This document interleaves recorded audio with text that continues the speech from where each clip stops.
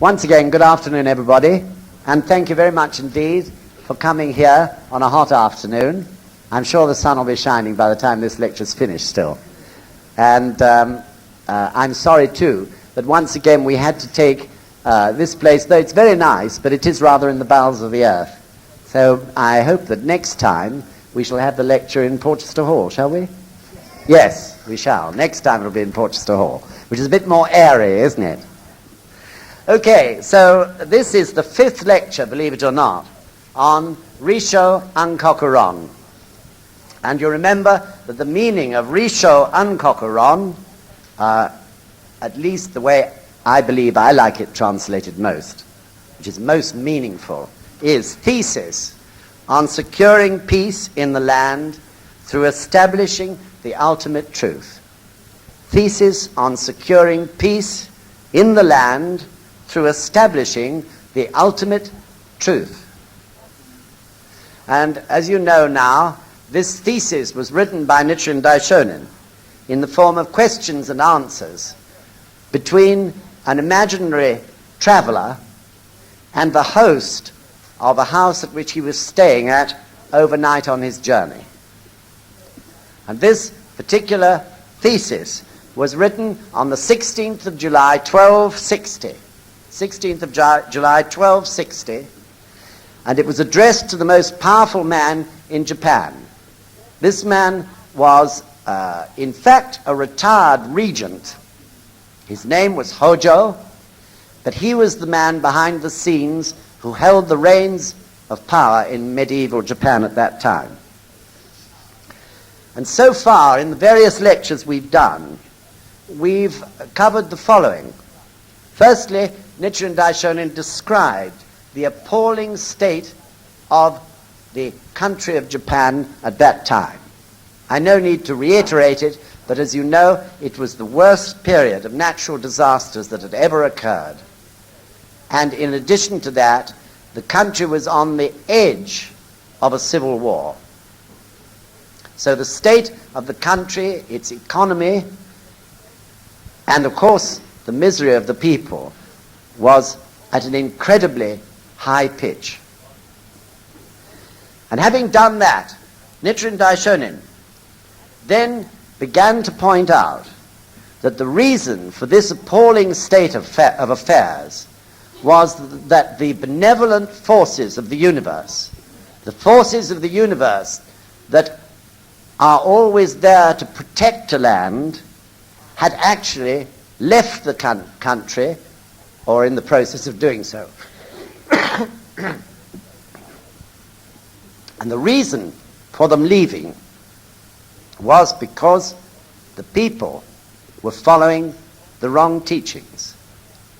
The people, through their ignorance and through being misled, were following teachings which are in fact only leading them into apathy and non-caring, hiding their heads in the sand, in other words, and becoming enveloped in a cloud of negativity, in the belief that when they left this world, they would find what was known as the Pure Land in the West, a sort of paradise.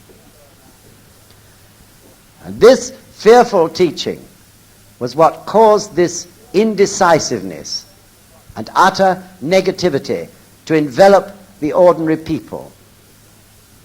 And of course, this put them in a condition in which they were ripe for exploitation by those who were greedy and cruel. So, in expounding this point, Nichiren Daishonin was basing it, of course, on the great principle of Esho Funi, the inseparability of man and his environment. The state of man is inevitably reflected by his environment, just in the same way as the environment in turn can then affect the state of man, unless he is able to stand on a strong rock on his own.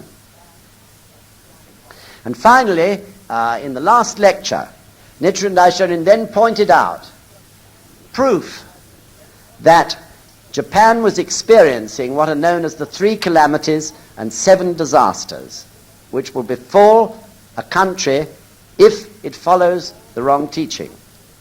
These 3 calamities and 7 disasters had been expounded by Shakyamuni Buddha more than 2,000 years previously. So all these calamities and disasters had occurred, except for 2. One was civil war, and the other was invasion by a foreign power. And Nichiren Daishonin, in the process of writing this thesis, warned the government of the day that these 2 disasters would inevitably occur unless the rulers of the nation opened their eyes and tried to understand what Nichiren Daishonin was saying.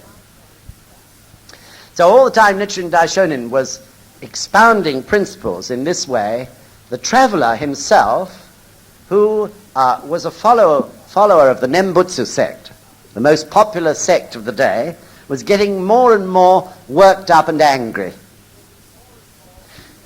As most human beings do in a similar situation, or many do, he wanted to absolve himself from any responsibility for this state of affairs. Not only himself, but his sort of class or category of society. And as we've gone along studying this amazing writing, we've discovered how exactly the situation in Japan in those medieval times, 700 years ago, exactly matches the situation in the entire world today. So if you'd like to put it another way, Japan in that period in the Middle Ages was like a microcosm of the world as it is 700 years later. A world filled with war and violence, inflation, pollution, and so many other awful things. So one could say, in accordance with Nichiren Daishonin's teachings, that whereas 700 years ago the benevolent forces of the universe were leaving Japan, it looks as if we may be getting very near the point where the benevolent forces of the universe may leave the world, unless something is done about it. This is the message that Nichiren Daishonin is putting across to everybody through this great gosho. So, in Buddhist countries today, of course, many are still practicing the earlier teachings of Shakyamuni Buddha. Countries like Vietnam, Cambodia, and others in Southeast Asia, Thailand, and so on, all of them following the earlier teachings. Yet, according to Shakyamuni's final and supreme teachings, he clearly said that in the age of Mappo, 2,000 years after he died, the only teaching which would be valid and which would enable people to find happiness was the Lotus Sutra. So even to this day, people are following or failing to follow the true teachings of Shakyamuni, or they are following distortions of those teachings. Meanwhile, in non-Buddhist countries in the world today, religions that could before 500, 600, 700 years ago give solace to the people are no longer able to do so except in a very, very, very small, limited degree. These religions are no longer able to stand up to the searching beam of science and the contemporary mind. So we have a state at the moment where people are floundering with no rock to stand on. And this entire thesis is pointing out that unless the ultimate truth is established, that floundering will never cease. The world will lose direction and will end in disaster and unhappiness. Of course, that ultimate truth is the Gehonzen. In this particular thesis, the traveler whom Nichiren Daishonin, or the host, was talking to, was in the end actually converted to thinking and understanding what Nichiren Daishonin was saying. And we can presume that he chanted Nam-myoho Renge Kyo. But unfortunately, the regent, or the retired regent of Japan, was not. And this writing, RISSHO ANKOKU RON, brought a fresh series of persecutions on Nichiren Daishonin's head.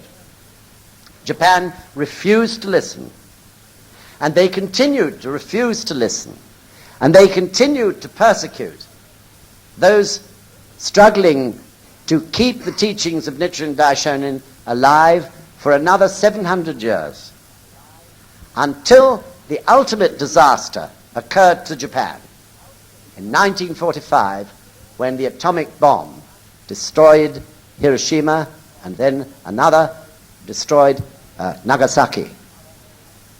And the war ended with Japan in absolute ruins, with children in rags, with a shattered economy, and with nothing, hardly, of their original society left.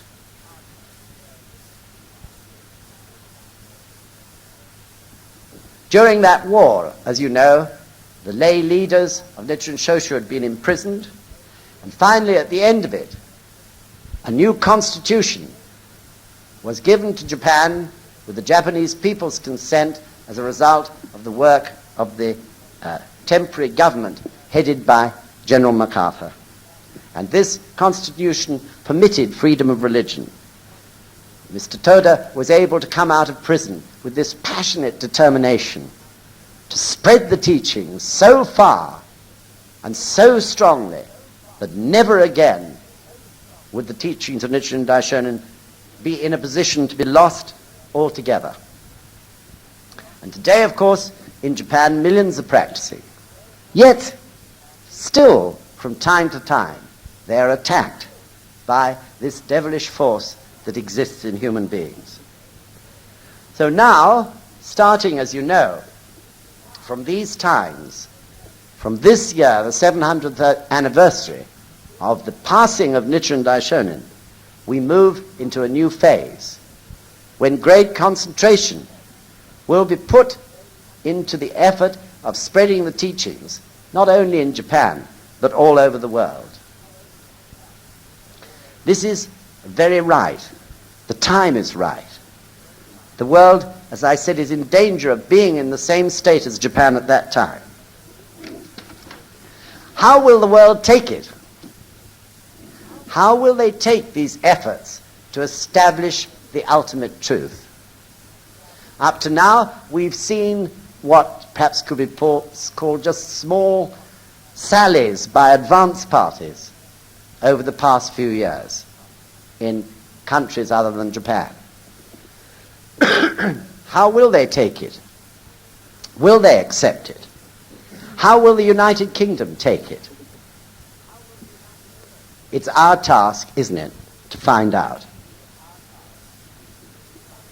So I'm sure that in the process of finding out, some of us already, and certainly many of us later, will meet with people like this traveler in this great gosho. This man, this traveler, who's proud and somewhat self-satisfied, complacent, and righteously indignant when Nichiren Daishonin attacks the existing establishment. It's not my fault, he's saying. Self-justification, isn't it? He's saying, we're doing our best, you know. What are you saying all this to me for? I agree with you, the times are terrible. And then finally, in a fury, he says, on what do you base your arguments for these statements? And Nichiren Daishonin then proceeds with the greatest care to justify everything he's saying through the teachings of the Buddha. So this action and counteraction is what we shall actually study this afternoon, between this self-righteous man, this righteously indignant person who is trying to struggle to hold up his head against these arguments which Nichiren Daishonin is putting to him quite relentlessly. How will we take it in this country? Like most of you, I spent last Wednesday watching the royal wedding. It was such an amazingly great and moving occasion. I think most people feel that. And during the course of it, when everyone was there in St. Paul's Cathedral, I had a moment of complete illusion. For a few moments, I couldn't believe that the Gohonzon was not enshrined behind the high altar of St. Paul's. But sadly, in a moment or two, that illusion had gone. And I knew that it certainly wasn't.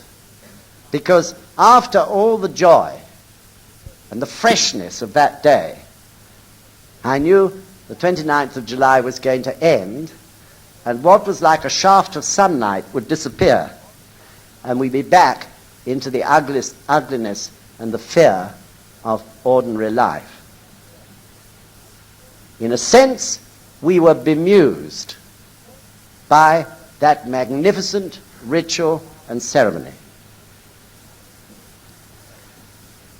But in the end, this country hasn't yet shown, over 100 years of existence, that it can actually change its karma. This is the whole point, isn't it? Yet, I believe for all of us here who are trying our very best to spread the teachings of Nichiren Daishonin and help people to understand the greatness of the Gohonzon, this wedding, this day of the 29th of July, was a great ray of hope,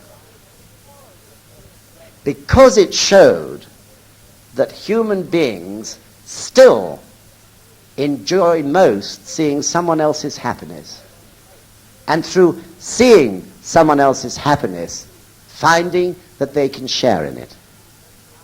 And this to me was the incredible, great and wonderful thing about that royal wedding. That underneath all the violence, all the sarcasm, all the cynicism, all the apathy, there remains always the human being who in the end is most happy in such simple ways. So to me, this was incredible. We should hold to this remembrance. I'm certainly going to, because it's our hope and our driving force. If people can feel joy on such an occasion in a very human way, then those people must be hoping to feel that joy every day of the year. So I really feel the spirit of that day is what the UK can be like and what the world can be like.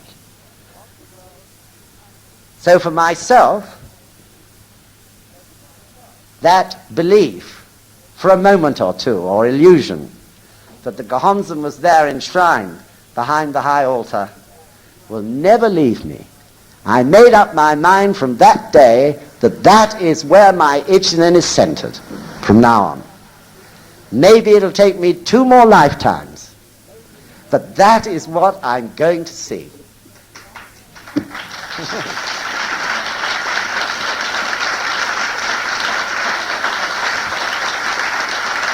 So I'm sure lots of you are going to be sharing it with me too. Right, so let's now begin to see how this traveler reacts to Nichiren Daishonin's statements and how Nichiren Daishonin pursues this shakubuku that he's doing. First of all, we'll read question 3, which is on page 14.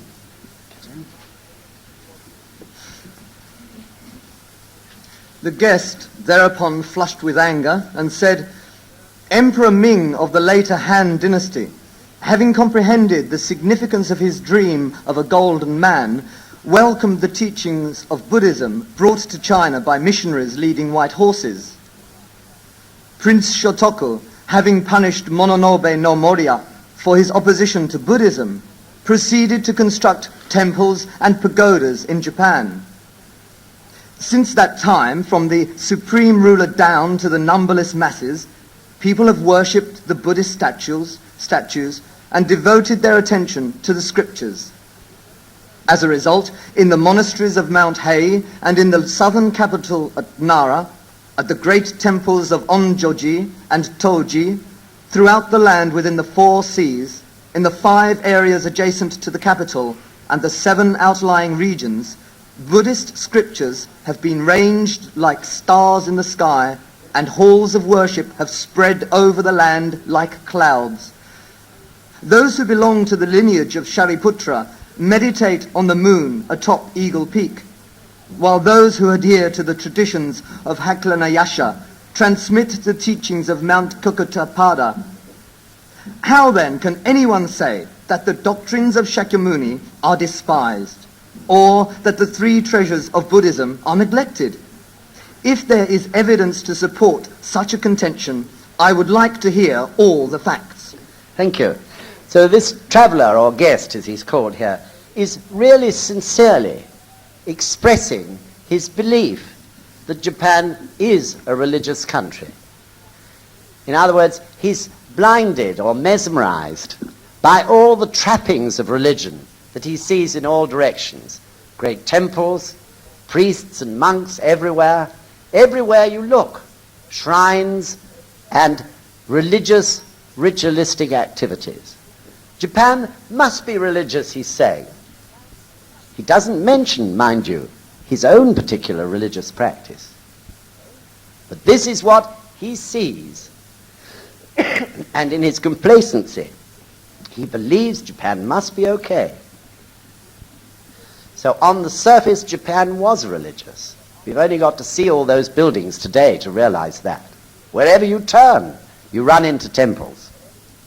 But underneath the surface of all that ritual and all those amazing temples, there was hypocrisy and lobbying for power and even killing for the sake of greed and a lust for power. That was medieval Japan. And in 1260, the situation was extraordinarily similar in Europe and in England. Everywhere, great cathedrals were being built at about that time. Monasteries were mushrooming all over Europe. But the church itself was becoming deeper and deeper involved in the affairs of this world, and that is to say, in politics. And more, they were concerned with becoming rich and amassing vast possessions in land and money. So much so that, as you know, by the 15th century, Cardinal Wolsey, a churchman, was able to build a palace that was greater than the king's. That was Hampton Court. And the king was so angry with him that to save his head, he decided he'd better give it to him. And the king moved out of Richmond Palace over to there. But this was the situation. Immensely rich and puffed up. Priests and monks who, just as in Japan, looked down on the common people. In the 12th century, as you know, Becket was murdered on the steps of the altar at Canterbury Cathedral. This was the culmination of a struggle for power between the church and the king. In the same century, there were 2 popes all at once, one in Rome, one in Avignon, both of them puppets of political power. And meanwhile, the ordinary people continued to be subservient to these great priests. They feared them. And they feared them and obeyed them because they feared the wrath of God, which they were taught would descend on them if they didn't do so. So it's interesting for a moment, and especially important for us in this present day, to consider why was it that religions became involved in the politics of power and so swept away by greed and amassing material fortune. I believe the answer is that the practice, their religious practice, was too weak to motivate the human revolution. Therefore, of course, egoism and the three poisons inevitably remained in the supreme state in their lives, and in the lives of both, of course, the leaders and the led. And I think it's true, too, that even if it had been possible for people to have succeeded in a human revolution, in such liberation for the reasons of power, those in authority in those days would never have permitted such a religion to exist. This is all very much as Shakyamuni Buddha had predicted. Shakyamuni, you remember, had warned that in the period of Zoho, 1,000 years and on after he died, Buddhism would become formalized and ritualized, the province of priests and monks, and would lose the power because of that to help the people. So exactly the same thing applies to the Zoho of Christianity. The time periods of Shoho, Zoho, and Mappo can be applied to any religion, not only Buddhism. In the case of Europe, as cathedrals grew and the priests became more and more magnificent in their robes, and the rituals and dogmas became more and more complicated, so the religion was losing its power to actually help the people. So it's interesting that at this particular point of time, when the great movement for Kosen Rufu is beginning to expand all over the world, President Ikeda chose to talk about this matter of formality and ritual in Los Angeles on the 5th of July, just a few weeks ago. And he warned about the need to beware of too much formality. I'll ask John now just to read that short guidance to you. It is stupid to only stand on formality. We should avoid causing the members to become tense because of our concern about meticulous formal details. I want you leaders to grow and enjoy faith and practice and your daily life and do activities freely. Nevertheless, we must strictly preserve the traditions of Nichiren Shoshu, inheriting the great spirit of Kosen Rufu. Likewise, you in NSA should gradually establish your own traditions based on the fundamental principles of Nichiren Shoshu through discussion and trial and error. By doing this, you will discover the ideal way for administration, conducting meetings, etc. So what is Sensei saying? Very relevant to this particular gosho, that some tradition, some ritual and formality is necessary, but too much is dangerous. In other words, we have to find the middle way. And of course, the way to find that is based on our chanting Nam-myoho Renge Kyo, isn't it? So I would, even so, just like to study for a bit with you why, first of all, is some formality necessary. So formality, that is to say traditions or ritual, represent continuity. They represent stability. They give people a feeling of security, and even sometimes of eternity, everlastingness. It's like evidence of the depths that the roots of any particular organization or society or movement go to. This is why some tradition and ritual is important. It's something that the movement or society or people can, in a sense, be embraced by, or move within the framework of it. Without it, people feel naked and lost. On the other hand, why is too much formality dangerous? That's much more obvious, isn't it? First point, too much formality, too much importance attached to ritual can be very easily used to glorify those who are permitted to make the rules and lay down the ritual. It is, in other words, the friend of authoritarianism. And second point, very important too, people who are weak in themselves can shelter, and even like to shelter, behind formality.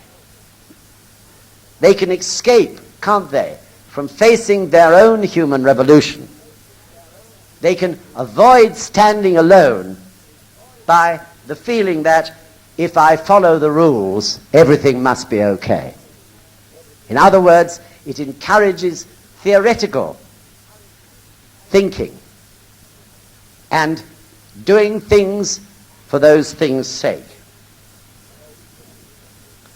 Inevitably, too, such people, because of their weakness and their increasing weakness, become easily the prey of the authoritarianism that is bred from too much ritual and rules. So it can become a really nasty, vicious circle, and if we look back through history, we can see very clearly how this has in fact brought religions to ruin in the end. So today, of course, we have, don't we, Nichiren Shoshu traditions, that is to say, the traditions of the priesthood. And we have traditions handed down to us by the Soka Gakkai in Japan. And we have NSUK traditions. And no doubt, almost without you realizing it, you have district traditions and group traditions, and even, of course, your own traditions, whether or not you do gongyo before or after breakfast, for example. So traditions grow very easily, and in some ways they're good, but too much is really dangerous. So just to give a yardstick, I believe that no tradition or formality should exist unless, one, it helps us to deepen our faith, and two, it helps us to maintain itai doshin, unity. In my opinion, every formality and ritual should be reviewed from time to time in order to make sure that its existence is for one or other of those 2 points. And in this respect, I'll ask John to read one other short guidance from President Ikeda, from Sensei, about the question, why? Leaders should never ignore the question, why? If a member does not understand in the depths of their heart the answer to a question or the reason for activities, our advance towards our important goals will be retarded, and the member spirit will be dulled. In the West, it is very important not to ignore the deductive way of thinking. Why? There should be a reason for everything.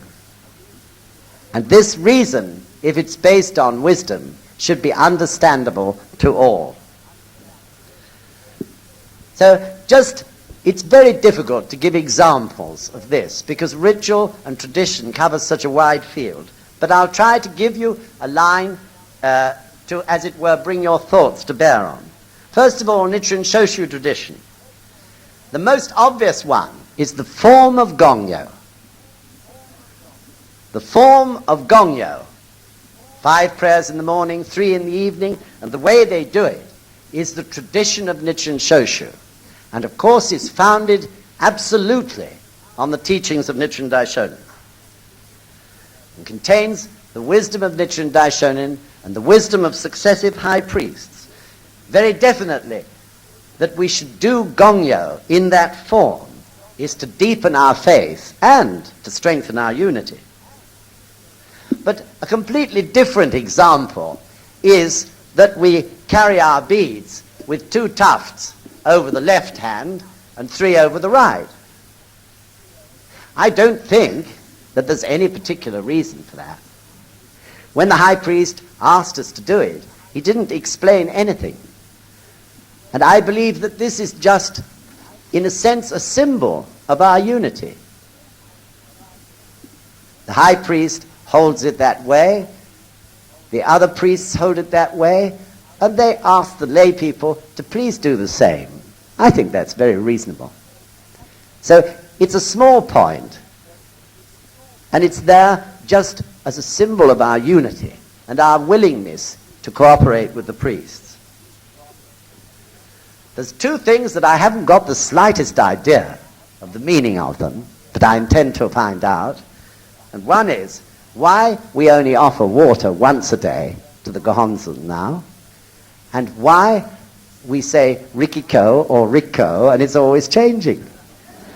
So I've got a note on my pad that I'm going to find out from the head temple the answer to those 2 points when I go on Tozan in September, and I'll be sure to give you all the answer, because there is certainly a reason for those 2 things. Maybe there isn't for Rikko and Rikiko, because the characters are the same for both. The meaning is the same. Just the pronunciation is a little different. But anyway, I'll discover for you. Now, let's have a look at Soka Gakkai tradition. There is one condition in addition to those 2 points. You remember I said tradition or ritual must help us to deepen faith, or it must aim to maintain itai doshin.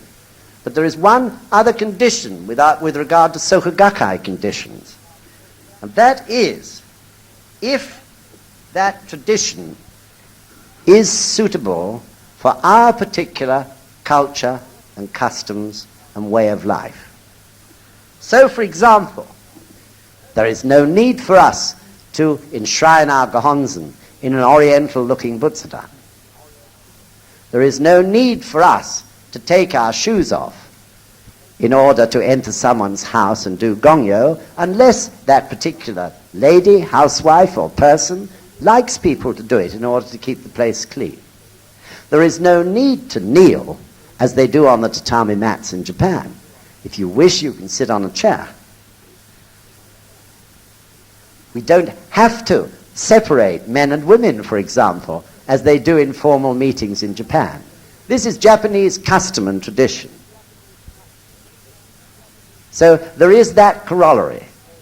So on the other hand, for example, the holding of discussion meetings is the tradition of the Soka Gakkai. And this is vital to deepen our faith and spread the teachings of Nichiren Daishonin. And finally, NSUK traditions. For some reason, we feel so far that it's excellent in the rhythm of the United Kingdom to hold our annual general meeting on the nearest Sunday to the 12th of October, the anniversary of the inscription of the Dai Gohonzon. This has become a tradition. And for so long as it seems to be right for our particular rhythm, I'm sure we'll go on doing so. Or we use the name VCG and lilac. This has become traditional to us. And there is a feeling of unity round those names. We know who the VCG are and who the lilac are and what their tasks are. So this is the yardstick by which we should always judge ritual, ceremony, and tradition. And I really say to you, if you feel there is anything being done in the UK which is not satisfying the answer to those points, then you should please write me a letter and tell me about it. Don't telephone. A letter's much easier to handle because it gives one time to think and to deal with it at an appropriate moment. But I really mean what I say, because we all have to be watchdogs on this point. Of course it's true that through our daimoku and the wisdom that arises it, we can always do this. We can always find the middle way over tradition and formality. But even so, it's very necessary to remind ourselves of it as we're doing today. So going back to the times of this gosho, what we've seen is that the world is as it was in Japan in the Middle Ages. Really, we seem to be tilting more and more into a state of confusion and darkness. And even since our last meeting together to discuss this lecture, there have been happenings in this country which have really caused us the deepest concern. And what I want to emphasize is that this isn't as it was before in history. It's no good people saying this was like it was before at such and such a time. It's never ever been like this before. And we shouldn't lull ourselves into a state of complacency by such feelings. For example, before, there was no threat of a nuclear holocaust. That in itself makes everything different.